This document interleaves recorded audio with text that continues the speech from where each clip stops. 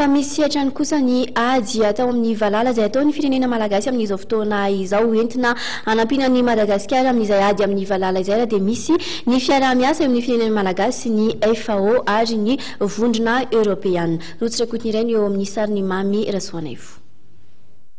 Ho fanampinan'ny Madagasikara amin'ny ady amin'ny Valala dia nitanterahana androany ny fanohanana ny fiaraha-miasa eo amin'ny vondrona Européenne sy ny FAO.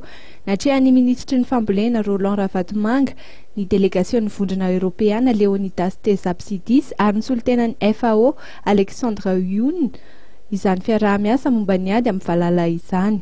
Ny tanjon'ny fiaraha-miasa moa dia nisy ny fitsinjovana ny fanjarian-tsakafo ho an'ireo mponina marefo, indrindra fa ireo any amin'ny faritra izay feno Valala. Tafiditra indrindra ao anatin'ny fandaharan'asa nasionaly ho an'ny ady amin'ny Valala izany. Io any na amin'ny janvier za rehefa te hamena zareo azo nomena za $10 millions zany. Ao ny vondrona Européenne, ao ny Amerikana, ao ny Fida, ao ny Bady. Ireo rehetra eo amin'ny Bady dia efa nifampiresaka tanto ny solitena maharitra reto Madagasikara. Tsy any amin'ny volana ny olo, tsy any amin'ny volana olana fa ny fahavonanatsika. Aza miayay anareo amin'ny hoe ahoana ny ady miady amin'ny Valala amin'ny taona 2023. Asehontsika fa tena vonona mitantana ara-dalàna zany vola zany tsika. Vola mitetina $10 eo no antenaina avy amin'ny fanampina entina iadiana amin'ny Valala.